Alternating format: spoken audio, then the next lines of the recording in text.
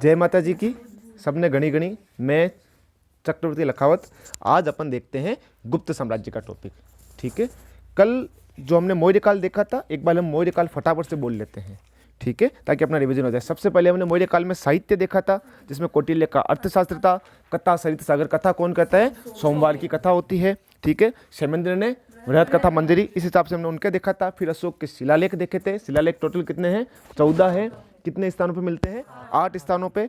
फिर हमने देखा था कि अशोक के लघु शिलालेख अनेकों स्थानों पे मिलते हैं, लेकिन उसमें मुख्य रूप से हमने कितने याद किए थे? 4 याद किए थे। कौन कौन से? मास्की, गुजरा, नेतुर और ओडेगोलन। उसके बाद में हमने उसके स्तंभ लेख देखे थे। स्तंभ लेख मिलते हैं 7, लेकिन मिलते हैं वो 6 स्थानों से। ठीक है, ये सारा का सारा हम लोगों ने गुप्त काल, मौर्य काल में देख लिया था।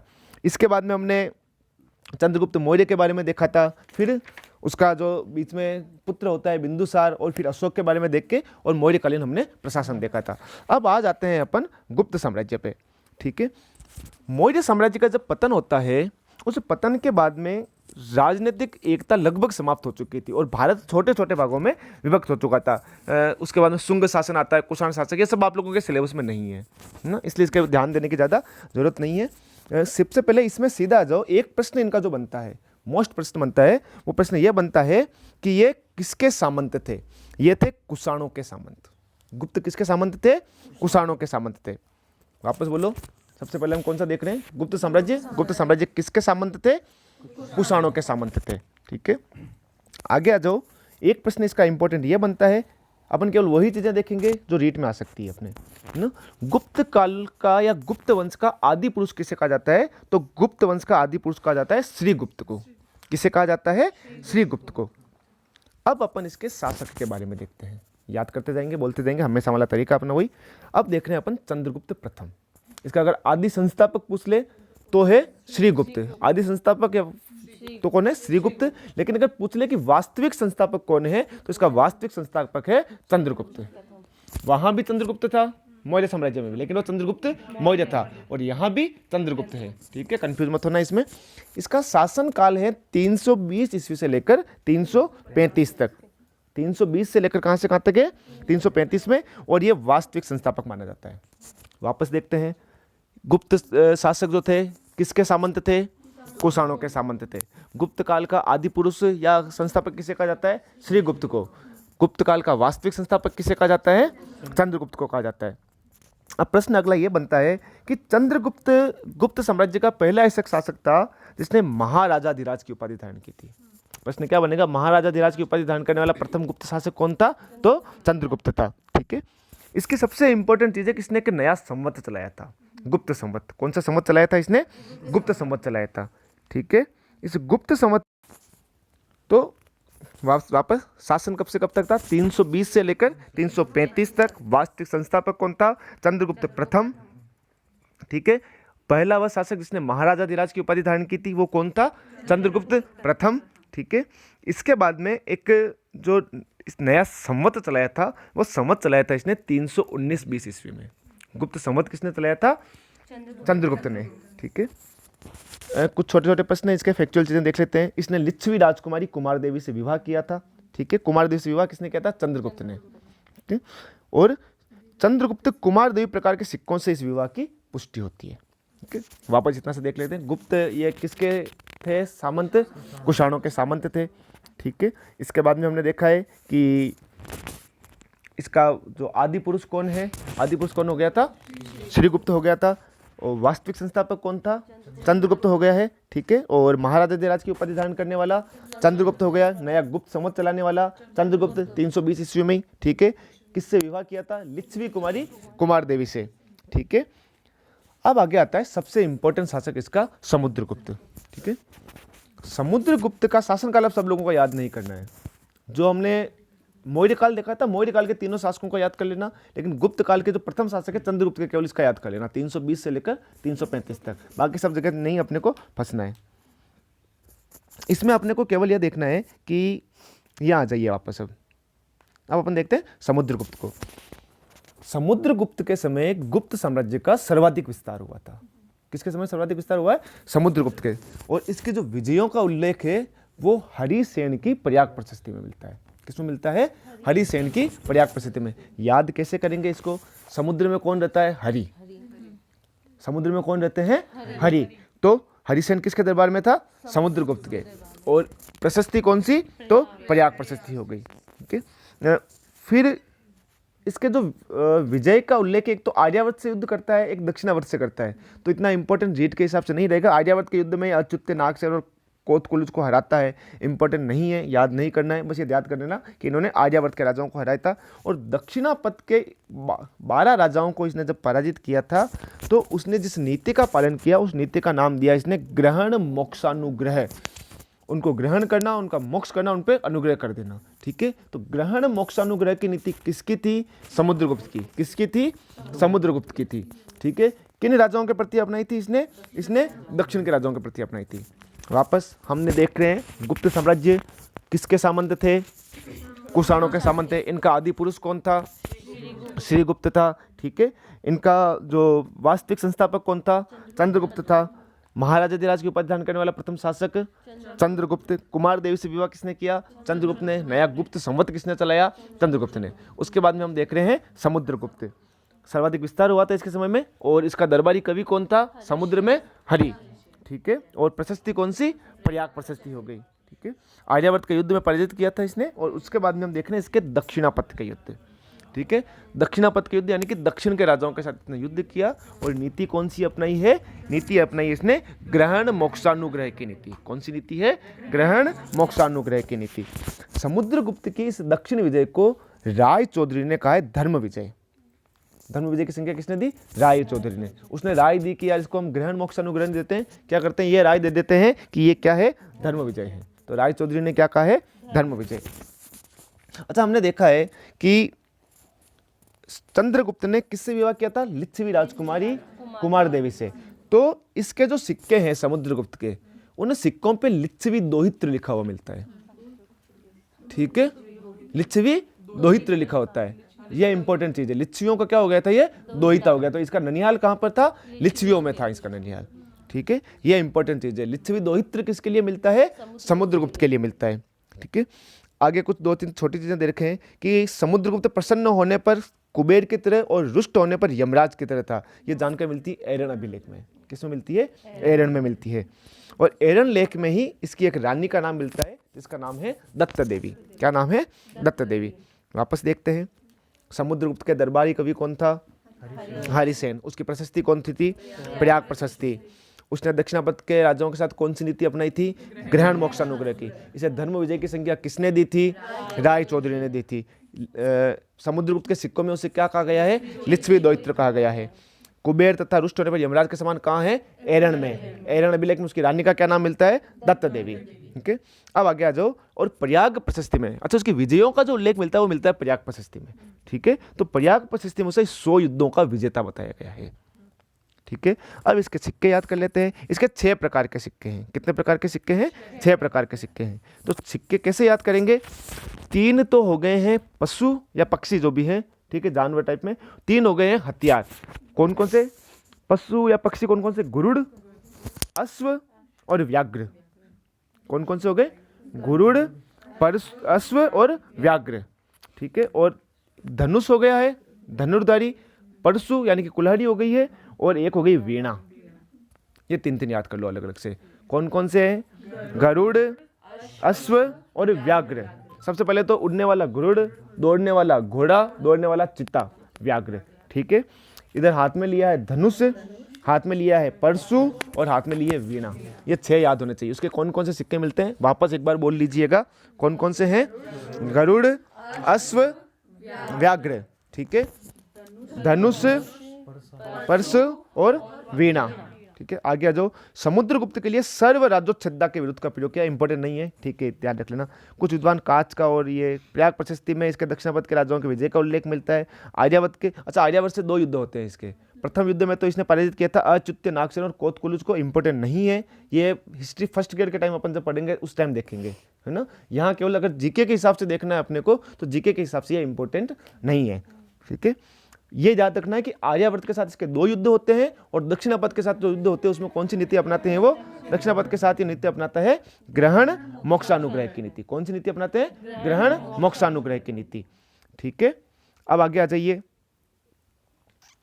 आगे देखते हैं अपन कि आर्यावर्त के दूसरे युद्ध में उसने 9 राजाओं को पराजित किया था और उसका उल्लेख, अच्छा इसकी विजयों का जो भी जीतों का जो भी अपने को उल्लेख मिलता है वो मिलता है प्रयाग प्रशस्ति से।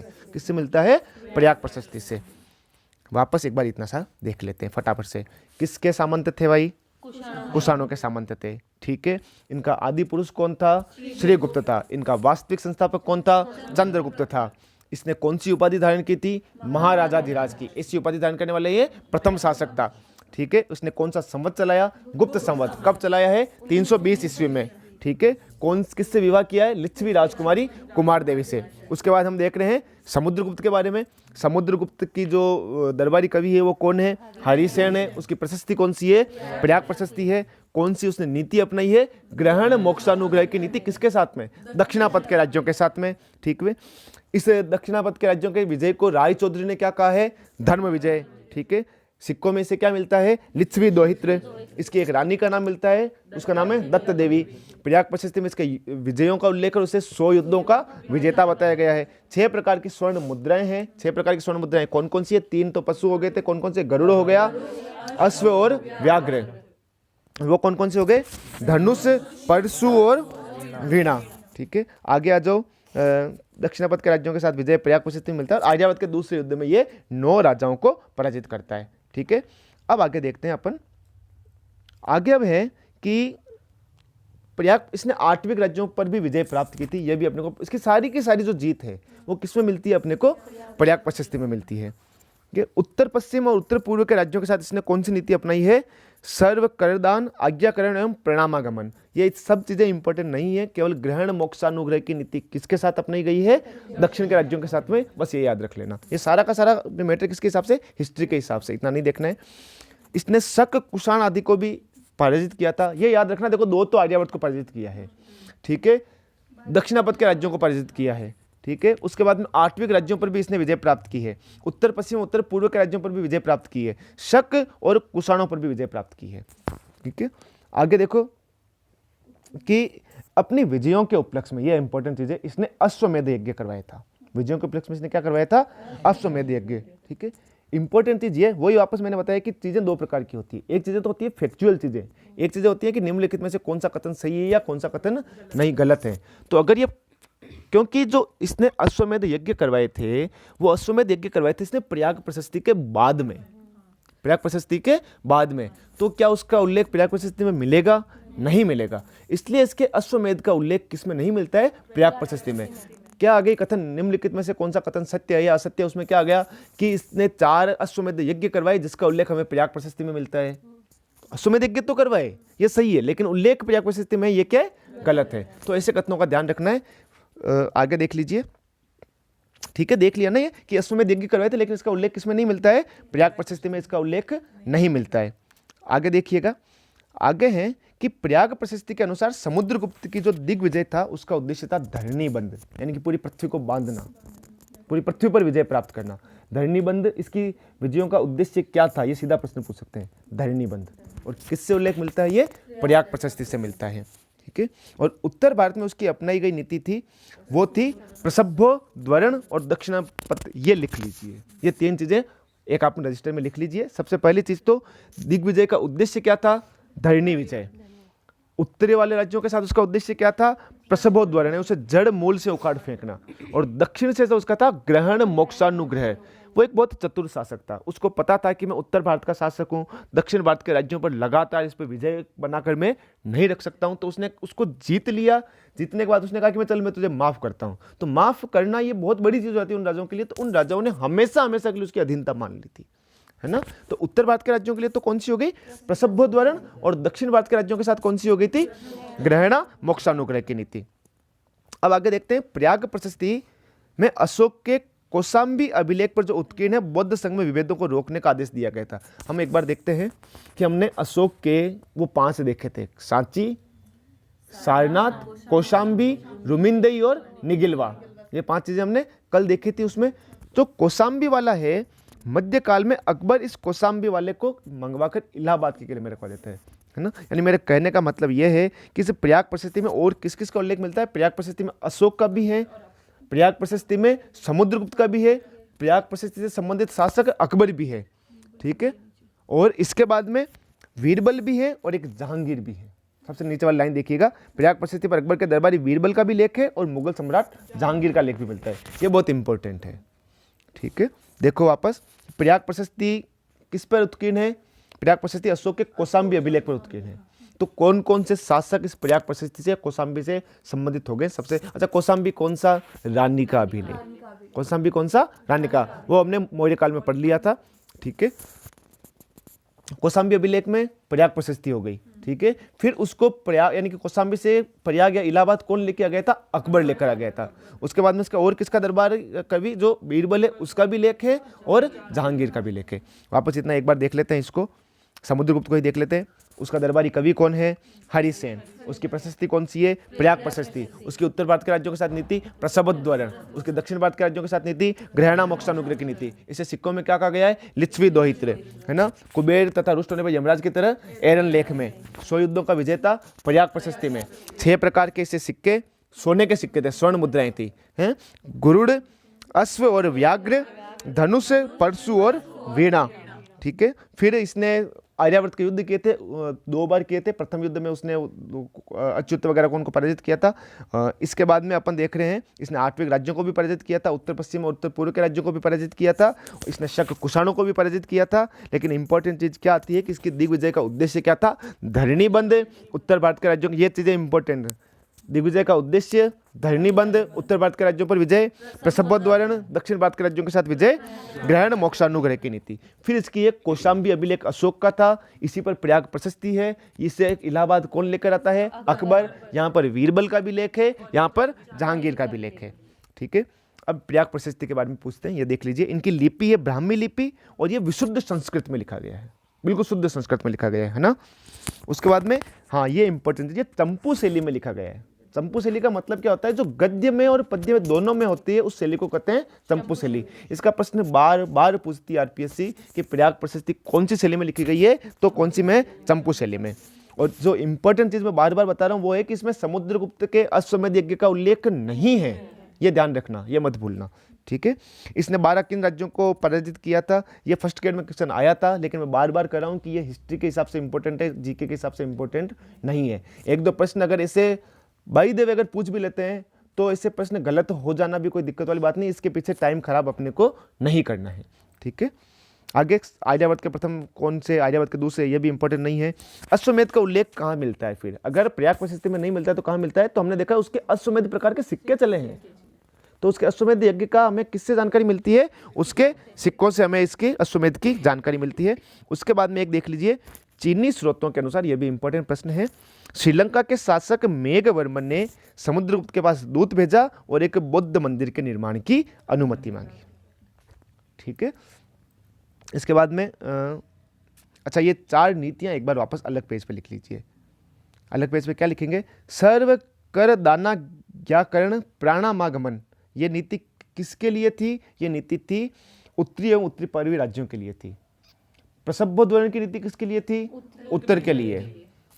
दक्षिण के लिए कौन सी थी? ग्रहणा मोक्षा गुरु। और इस नीति का मूल उद्देश्य था धरणीबंध। अब आगे आ जाइए, इसे भारत का नेपोलियन कहा है विंसेंट स्मिथ ने। भारत का नेपोलियन किसने कहा है? विंसेंट स्मिथ ने। वापस, भारत का नेपोलियन किसे कहा जाता है? समुद्रगुप्त को। किसने कहा है? विंसेंट स्मिथ ने। इसने कविराज की उपाधि धारण की है, उसे वीणा बजाते हुए देखा गया है। किसमें दिखाया गया है? सिक्कों पर, ठीक है। इसने वसुबंधु को संरक्षण दिया था, इंपॉर्टेंट चीज है। किसको संरक्षण दिया था? वसुबंधु को संरक्षण दिया था। और लास्ट लाइन देख लीजिए कि प्रयाग प्रशस्ति समुद्रगुप्त की धर्म प्रचार बंधु उपाधि का भी उल्लेख मिलता है, ठीक है। इसके रचनाकार कौन थे? हरिसेन थे। और इसको उत्कीर्ण करवाया था तिल्लभट्ट ने। ये अपना हो गया है समुद्रगुप्त खत्म। वापस समुद्रगुप्त 2 मिनट में फटाफट देख लेते हैं। इसकी पूरी नीति धरणीबद्ध उत्तर भारत के लिए, प्रसवोद्वरण दक्षिण भारत के लिए, ग्रहण मोक्षानुग्रह की नीति। इसकी विजय को धर्म विजय कहा है राज चौधरी ने, ग्रहण मोक्षानुग्रह की नीति को। इसे लिच्छवी दोहित्र कहा गया है। इसे 100 युद्धों का विजेता प्रयाग प्रशस्ति में बताया गया है। इसके 6 प्रकार के सिक्के चलते हैं, ठीक है। उसके बाद में इसने आठवीं राज्यों को पराजित किया है, इसने उत्तर पश्चिम उत्तर पूर्व के राज्यों को पराजित किया है, इसने शक और कुषाणों को पराजित किया था। फिर हमने इसकी ये 3 नीतियां देख ली थी।